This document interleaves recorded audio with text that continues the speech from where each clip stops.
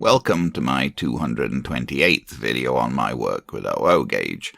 The subject of this video will be an Exley LMS restaurant car, which I picked up at the recent train show in Ancaster, Ontario, just down the road from where I live. I wanted to try and run this coach on my Hornby Dublo 3-rail railway, and the process proved to be quite a struggle. I bought this coach at the Ancaster show, along with the Duchess of Atholl locomotive seen at top here, from a vendor who had never run either of them. I've already dealt with the locomotive in part 224. The Loco turned out to have a 2-rail EM gauge chassis fitted, and the motor in that chassis seemed completely dead, so I ended up fitting the Loco and tender bodies from this model to Dublo 3-rail chassis that I had on hand, and I'm planning to rename and renumber that Loco shortly. Here's the Exley coach that I picked up along with that Loco on my workbench. I've always been a bit confused about Exley coaches. I've often seen them referred to as kit-built, but apparently that's not strictly accurate, as Exley never sold kits as such, and Exley's in-house construction can't really be called kit building. What was common with Exley, I gather, was that they often sold coaches without bogies, and so without couplings. So the buyer got a complete model of the coach body ready to go, but it was up to the buyer to make their own arrangements for bogies and couplings. Exley did make bogies, some in metal, some in plastic, but apparently many, perhaps the majority of their OO gauge coaches were sold without bogies. Here's the bottom of the coach that I got. You could certainly raise questions as to how prototypical this model is. For one thing, LMS dining coaches generally were 12-wheeled with 6-wheeled bogies, and models in that form have been available in OO gauge from Hornby and Dublo. I have a couple of examples of those myself, those 12-wheeled dining cars. Of course, Exley can't be blamed for the non-prototypical bogies on this model, as the bogies on this model pretty certainly didn't come from Exley themselves. Another issue, if you're being picky, is that generally LMS dining cars were marked as dining car, although after the war some refinished coaches were marked restaurant car, as this one is. As you can see here, my model came without couplings. Here's a close-up of one of the bogies. The bogey frame is white metal, and this one has been repaired with solder on the left side. Here's the other bogey, basically the same, but without a repair in this case. My first thought was that I was going to need to fit couplings in order to be able to use this coach, but things turned out to be rather more complicated than that. Perhaps not surprisingly, given that it came along with the Duchess Loco, which turned out to be EM gauge, this coach also turned out to have been fitted out for EM gauge use. That is basically OO gauge scale of 1:76, but with the actual gauge of the rails, and so the wheels at the proper scale of 4 foot 8 inches, which is standard gauge, so HO gauge track is really too narrow for OO gauge rolling stock, of course, although we mostly use HO gauge track for OO gauge models. But really you want to be, you need to be wider, and that's what EM gauge is. It's true scale track with OO gauge railing stock. Here you can see a piece of Dublo track held against the wheels of one of the bogies. Clearly the gauging of the wheels is way wider than the rails of the track, and there would be no way that that coach with wheels like this could be railed at all on OO gauge track. I undid the central pivoting screw on one of the bogies. With that screw removed, I was able to remove the bogie. It appeared that the base of the coach body was made of wood. I was a bit worried about the pivot screw on the other bogie, as it appeared very corroded for some reason. However, despite the corrosion, I was able to undo the screw without problems.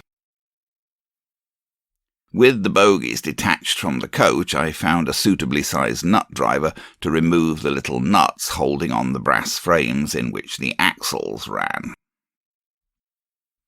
I undid those tiny nuts that were holding on the brass frame.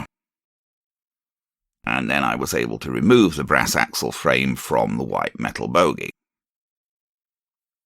Here you can see the axle frame tried against a piece of Dublo track, and again you can see how much wider it is.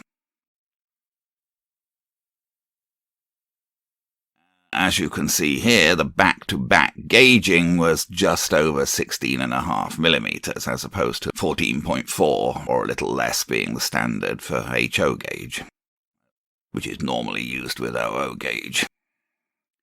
Here you can see a pair of the wheels together with a standard OO gauge back-to-back gauge. So the wheels are obviously gauged back-to-back far more than they would be for normal OO gauge running. I took the axle frames to an anvil and, using a piece of brass tubing on the wheels, tapped the wheels in until the back-to-back gauging met the OO standard, as you can see here with the back-to-back gauge. Regauged like that, the wheels were able to rail and run on Dublo track. I did the same thing for the wheels from both bogies. Now, both sets of wheels could rail and run okay on Dublo track. By carefully straightening the brass through which the axles ran, I was able to get the wheels to run quite freely with this gauging, although initially they were rubbing a bit.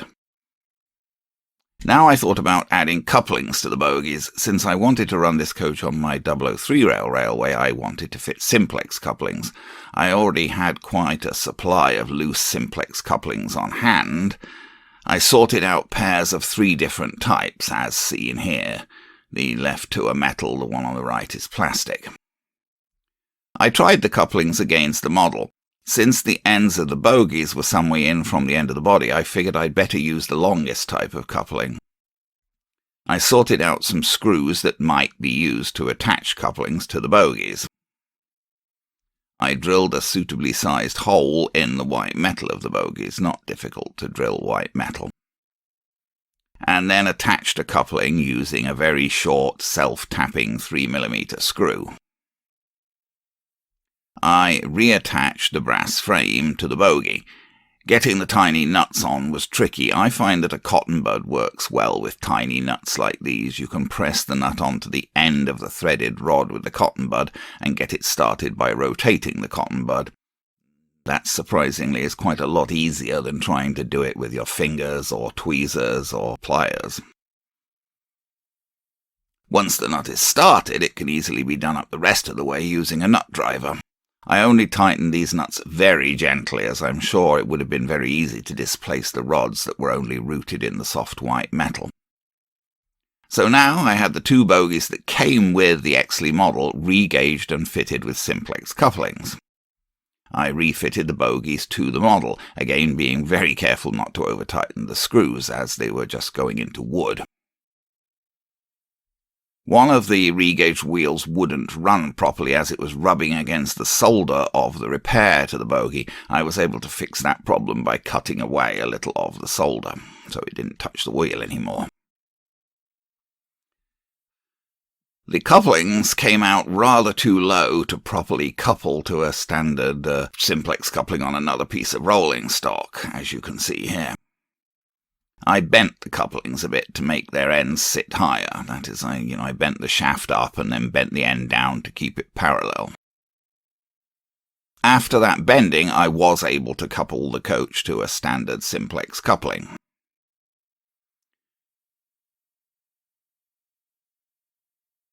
I tried the coach behind a Loco on my 3-rail tabletop. There were problems with the decoupling tails of the couplings shorting to the centre rail and catching on the points. So I ended up cutting off the ends of the decoupling tails. As you can see here, the decoupling tail on that coupling's been chopped off.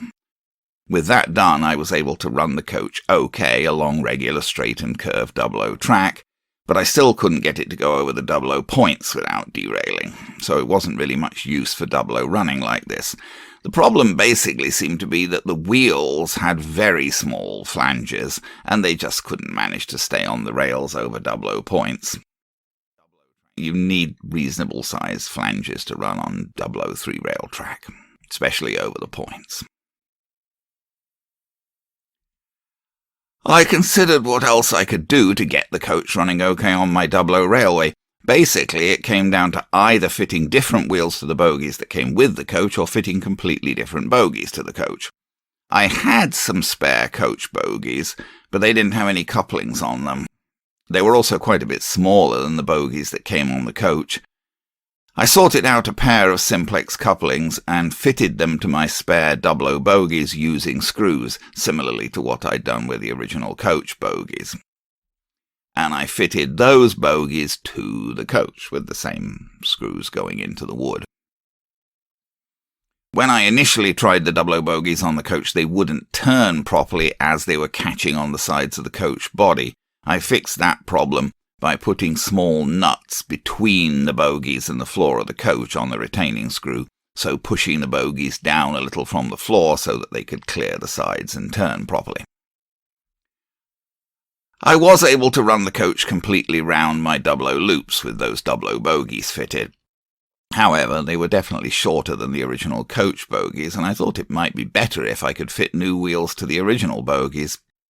I checked out what wheels I had on hand, but it appeared that it would be fairly tricky to fit anything I had to the brass frames of the bogies, requiring enlarging the holes in the brass frames and grinding down the ends of the axles because they were too long.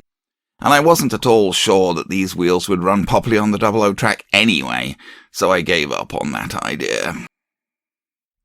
I had this scrap Dublo coach with broken couplings. I wondered if there was any way I could fit the Dublo wheels from this to the bogies from the Exley coach. And I took a set of the wheels off to have a look, but I came to the conclusion that there would be no simple way of doing that either. So I settled for just running the Exley coach with the Dublo bogies fitted to it. I thought it didn't look too bad. I managed to get it coupled to my N2 Loco with another LMS coach coupled to the back and ran it like that. I have bought a couple more Exley coaches on eBay, apparently already fitted with Dublo bogies, at least I think so. So when those arrive, I'll be able to try running a 3-coach Exley train. But for now, I'll finish with a little running video of this, my first Exley coach. Okay, let me see. The clock's chiming a half hour. Let me see if I can contrive to show you some video of this Exley coach running on the Dublo tabletop. I've got it hooked up behind the N2 there. Just because the N2 is a nice, reliable little engine, and I've hooked up another LMS coach behind it. I chose one with a black roof to try and keep consistent. Now, whether everything will actually stay hooked up and run is a bit dubious. I didn't film all my preliminary experiments with this coach having various derailing problems. It's got Dublo bogies on it now. Let's see what we can do. That blasted point there's a problem. The N2, or even that one, it's threatening to cut out a bit. I can barely get the N2 to go over that point. Let's just stop there a bit, can we? So we can have a look at the train a bit. There's the Dread N2, a very nice little model, really. Just a pity it's not a model of an actual LMS engine, and that's another. Now you can notice here that the Exley coach is considerably longer than the actual Dublo coach, because the Exley coach is I'm not quite sure what scale it's for, but it's a true scale model, and it's modelling, I don't know, something like a 60-foot or more than 60-foot coach. So it's considerably longer than any of the coaches that Hornby actually sold as Dublo coaches. Let's see what we can do.